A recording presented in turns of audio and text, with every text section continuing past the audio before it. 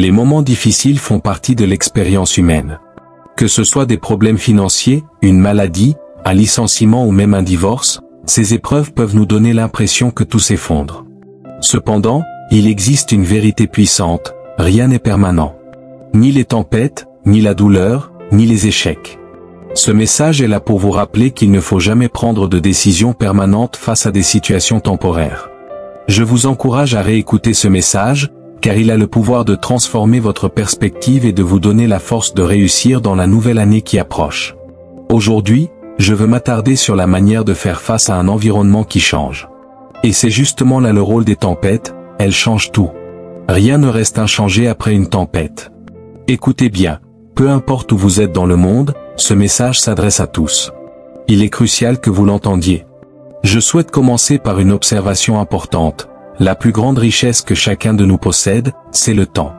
Ce qui est fascinant, c'est que tout le monde a la même quantité de temps.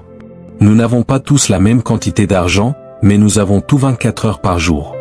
Le temps, c'est ce que j'appelle la monnaie de la vie, notre ressource la plus précieuse. Ce que vous êtes aujourd'hui est le reflet de la manière dont vous avez utilisé votre temps. Par conséquent, la personne que vous deviendrez cette année dépendra de la façon dont vous allez gérer ce temps. Nous sommes sur le point d'entamer une nouvelle année, un nouveau chapitre de notre vie. Et ce qui est intéressant, c'est que peu importe la manière dont vous avez utilisé votre temps l'année dernière, vous êtes ce que vous avez fait de ce temps. Mais je crois que la meilleure façon de protéger votre temps et de ne pas le gaspiller, c'est de planifier. Un plan vous permet de prendre le contrôle de votre temps. Vous ne pouvez pas arrêter le temps, mais vous pouvez le gérer en ayant une stratégie claire. Sans plan, le temps est vite perdu. Si vous regardez en arrière et ressentez du regret par rapport à l'année passée, c'est peut-être parce que vous n'avez pas utilisé votre temps de manière optimale. Peut-être que vous n'aviez pas de plan, ou que vous ne l'avez pas suivi comme il se doit. Chaque nouvelle année représente une opportunité de réécrire votre destin. C'est un nouveau départ, un papier vierge et un stylo neuf. C'est un acte divin. Dieu vous donne une chance de redéfinir votre avenir. Peu importe ce qui s'est passé dans le passé, ce qui compte maintenant, c'est ce que vous allez en faire. Vous avez le pouvoir de déterminer ce que cette nouvelle année sera. Notez-le bien, Dieu a un plan pour votre vie. Sans plan, vous risqueriez de gaspiller votre temps. Chaque année est une nouvelle étape de ce plan divin pour vous. C'est pourquoi il est essentiel de planifier dès maintenant. Car l'année à venir sera remplie de défis, et si vous n'avez pas de plan, les événements imprévus risquent de vous emporter. Prenez le contrôle de votre temps et de votre destinée en établissant une stratégie claire dès aujourd'hui. Certains d'entre vous risquent de perdre leur santé, leur argent, leur maison, leur mariage, leurs possessions, voire leur voiture, si vous n'êtes pas aligné avec le plan de Dieu pour votre vie. J'aimerais partager un verset que j'ai découvert à l'âge de 13 ans et qui continue d'influencer ma vie aujourd'hui. Dans Jérémie 29, 11, il est écrit: « Car je connais les projets que j'ai formés pour vous, des projets de paix et non de malheur, pour vous donner un avenir et de l'espérance. » Ce verset est essentiel à retenir. Quand tu as un plan, tu es en mesure d'appeler Dieu. Mais ne lui demande pas d'intervenir dans ta vie si tu n'as pas de plan pour toi-même. Lorsque tu pries, tu dois t'adresser à lui en accord avec le plan qu'il a pour toi. Il a promis d'agir dans ta vie, mais pour cela, tu dois avoir un projet concret. Si tu n'as pas de plan écrit, comment Dieu pourra-t-il répondre à tes prières? La Bible nous dit: « Vous me chercherez, et vous me trouverez, si vous me cherchez de tout votre cœur. Je me laisserai trouver par vous, déclare le Seigneur, et je vous ramènerai de la captivité. » Beaucoup d'entre nous sommes aujourd'hui liés par des dettes, des obligations envers des personnes ou des institutions, et nous vivons sous la pression de cette captivité. Dieu promet qu'en suivant son plan, il nous libérera de ces chaînes, qu'il nous délivrera de l'emprisonnement que nous subissons. C'est pourquoi il est crucial de définir des objectifs clairs et de suivre un plan divin. Passons maintenant à un autre aspect important, les tempêtes que nous rencontrerons dans la nouvelle année. Chaque année apporte son lot de tempêtes, et je vous assure qu'elles arriveront. Il y aura des moments difficiles, et il est essentiel de se préparer à surmonter ces épreuves. Souvenez-vous toujours que rien n'est permanent. Les tempêtes de la vie viendront à un moment donné, mais elles finiront par passer. Quand on parle de tempêtes, notamment dans les régions des Caraïbes, on évoque souvent les saisons de tempêtes. Cela signifie que les tempêtes sont temporaires, elles ne durent pas éternellement. Elles viennent et repartent. Les tempêtes, ou ouragans, sont des crises qui surviennent lorsqu'un ensemble d'éléments naturels se combine d'une manière inhabituelle, perturbant ainsi le cours normal de la vie. Pour définir plus précisément les tempêtes, il s'agit d'une convergence temporaire des forces naturelles qui affectent notre environnement et modifient le déroulement habituel des choses. Il est important de comprendre que les tempêtes ne sont pas quelque chose d'étranger à la nature. Elles résultent simplement de la combinaison de forces naturelles que nous connaissons déjà, comme le vent, l'eau et l'air, mais qui, cette fois-ci, agissent ensemble d'une manière inattendue. Les cyclones, ouragans et tsunamis sont des exemples de ces forces qui, lorsqu'elles se combinent, peuvent causer des destructions.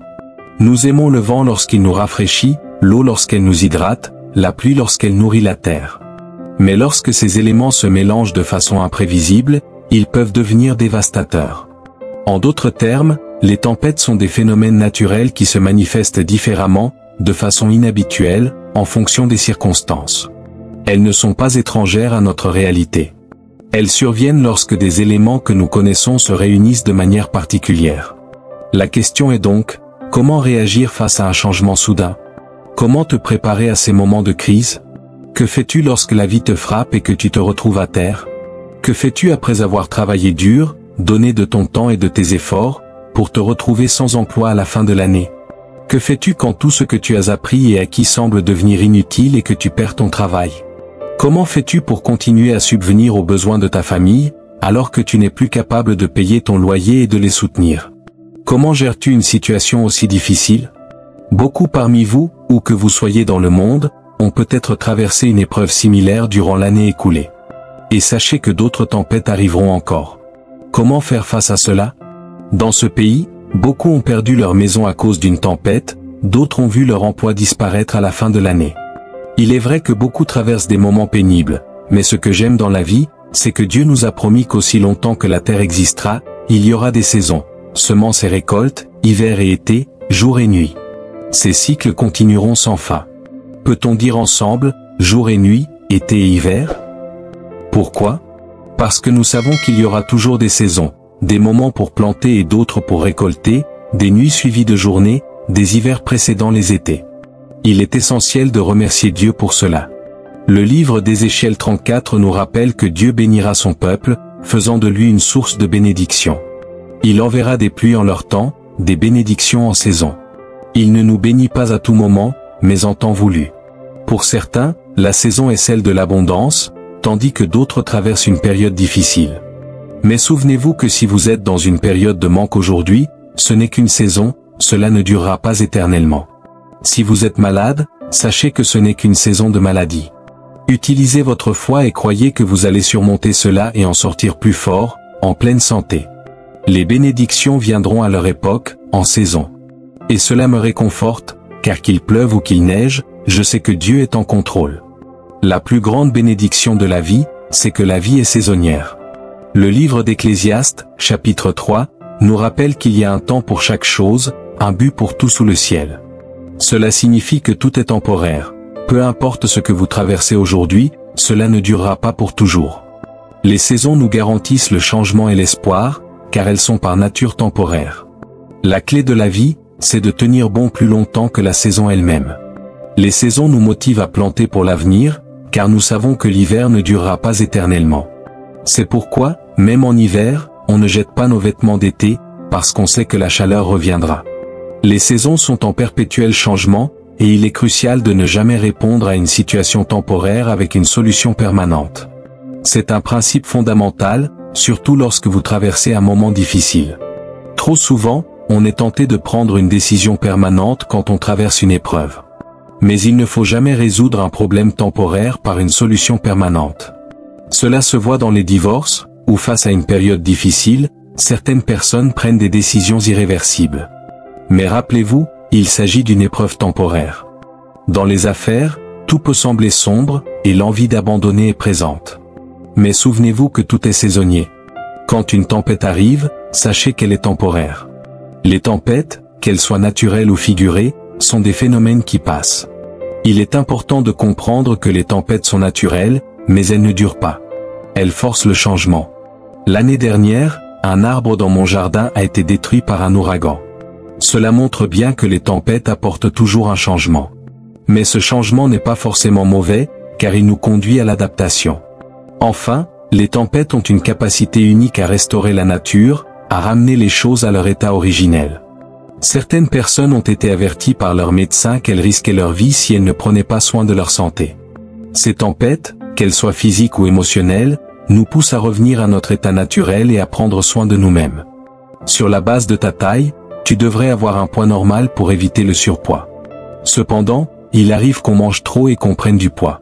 Mais lorsque les tempêtes de la vie surviennent, elles nous ramènent à notre état naturel, à un équilibre. En effet, les tempêtes ont pour but de restaurer l'ordre. Elles nous aident à revenir à l'essentiel, à notre état primaire. Les tempêtes ont aussi la capacité d'exposer nos faiblesses.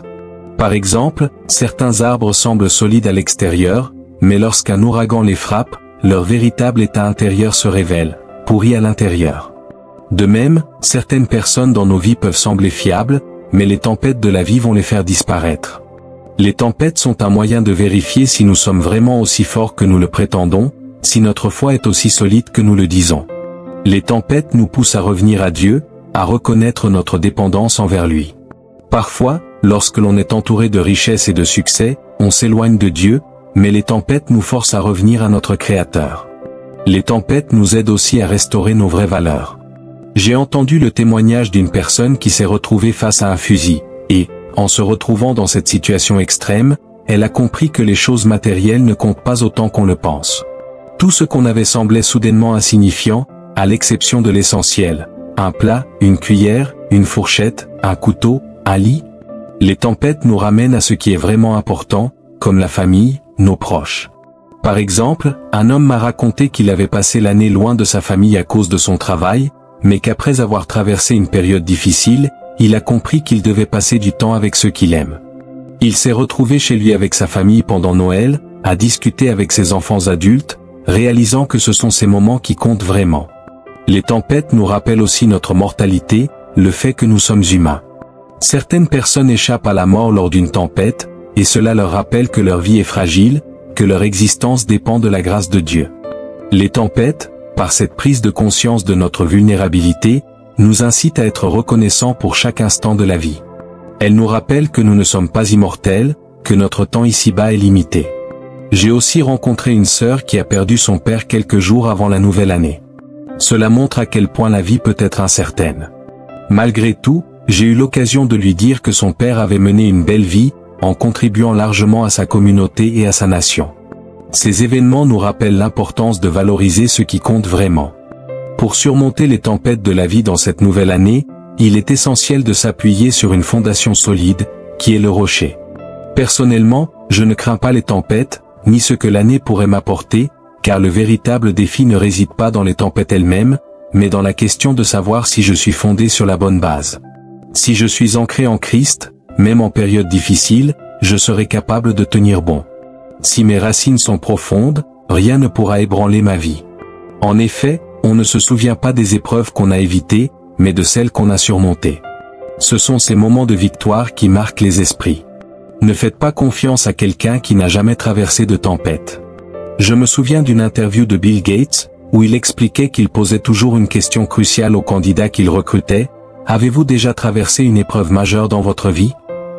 Pour lui, une personne qui n'a jamais échoué ou affronté de difficultés n'est pas digne de confiance. C'est à travers les tempêtes que l'on découvre la force des individus. Regardez David, qui est reconnu parce qu'il a affronté Goliath. Josué est célèbre grâce à la bataille contre les murs de Jéricho, Samson pour sa victoire sur les Philistins, Moïse pour sa confrontation avec Pharaon. Ce sont nos tempêtes qui nous définissent. La tempête fait de toi une personne plus forte et plus résistante. Elle t'aide à révéler ta vraie nature et te prépare à devenir un leader, à travers l'adversité. Ne redoute pas les tempêtes, accueille-les, car elles sont des opportunités de croissance et de transformation. Ne fais pas confiance à quelqu'un qui n'a rien traversé. Le vrai caractère se forge dans les difficultés. Prenons exemple sur l'aigle, cet oiseau majestueux et symbole de force.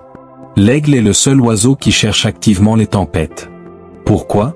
Parce qu'il sait que c'est dans la tempête qu'il trouve la force de s'élever.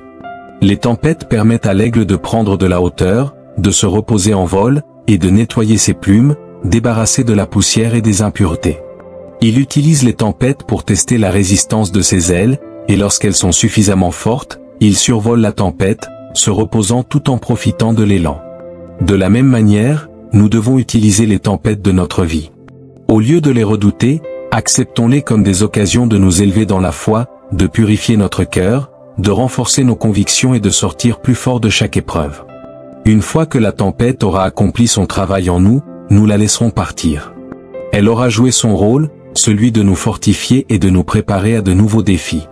Alors, en cette nouvelle année, que chaque tempête devienne une opportunité de croissance, de transformation et de renouveau spirituel. Dis à la tempête, je vais t'utiliser pour m'élever et renforcer ma foi, et ensuite, je te laisserai partir. C'est ainsi que nous devenons comme les aigles, résilients, puissants et prêts à voler plus haut.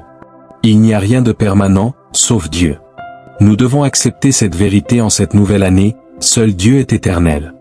Dans le livre de l'Ecclésiaste, il est écrit qu'il y a un temps pour chaque chose. Cela signifie que rien n'est permanent, rien n'est éternel. Si vous vivez dans l'abondance aujourd'hui, cela ne durera pas. Si vous manquez de quelque chose, ce n'est pas non plus une situation qui durera indéfiniment. Si vous êtes célibataire maintenant, ce n'est pas permanent. Toutes les saisons de la vie sont temporaires. Ne paniquez pas durant la saison que tu traverses. Cherche quelque chose d'immuable, il y a deux choses qui ne changent pas, Dieu et ses promesses. Le changement fait partie de la vie et Dieu nous promet que tout changera. Dieu a un plan pour ta vie et je te le dis, Dieu ne change pas. Dans le livre de Jacques, il est écrit que tout don parfait vient de Dieu, qui est le Père des Lumières, et en lui il n'y a aucune variation. Le psaume 45 affirme que le règne de Dieu est éternel et que sa domination durera toujours. Dieu est fidèle à toutes ses promesses, et ses promesses sont stables. Jacques 1h2 nous enseigne que nous devons considérer comme un sujet de grande joie les diverses épreuves que nous traversons. Ces épreuves développent en nous la persévérance, et la persévérance accomplit son œuvre pour que nous soyons matures et complets, ne manquant de rien. La seule façon de mener une vie sans manque est de passer par les épreuves de la vie. Et c'est cette joie pure et parfaite qui vient du fait que nous savons que les tempêtes nous rendront plus forts et plus persévérants. Dis à ton voisin, je suis en classe maintenant, dans une salle de classe spirituelle, et cette épreuve fait partie de ma formation. Je vais rester dans cette classe jusqu'à ce que la persévérance fasse son œuvre en moi. Dans Deutéronome 32, 10, il est écrit que Dieu t'a trouvé dans un lieu désert, dans le chaos, et qu'il t'a protégé, comme un aigle protège ses petits. Il t'a porté sur ses ailes. Dieu peut permettre que tu traverses une tempête, mais il te rattrapera et ne te laissera pas seul. Il sera avec toi dans la tempête, comme un aigle qui te montre comment utiliser tes ailes pour voler au-dessus de la tempête. Luc 22 nous rappelle que Jésus a prié pour Pierre afin que sa foi ne disparaisse pas. Il a dit qu'une fois Pierre revenu, il devait affermir ses frères. Cela nous montre qu'on ne peut pas être qualifié pour guider les autres si on n'a pas traversé de tempête soi-même. Si tu as traversé des épreuves, cela fait de toi un témoin vivant de la fidélité de Dieu. En conclusion, voici les 10 clés pour surmonter les tempêtes de la vie. 1. Crois que tu es fait pour les tempêtes. Comme l'aigle, tu es conçu pour traverser les tempêtes. 2. Accepte que les tempêtes sont naturelles. Ne sois pas choqué lorsque les choses deviennent difficiles. 3. Comprends la nature des tempêtes. Les tempêtes sont une partie inévitable de la vie. 4. Ne maudis pas les tempêtes. Ne perds pas ton temps à détester les épreuves. Utilise-les pour progresser. 5. Utilise les tempêtes pour tester et affiner qui tu es. Les tempêtes permettent de révéler et d'étendre ton potentiel.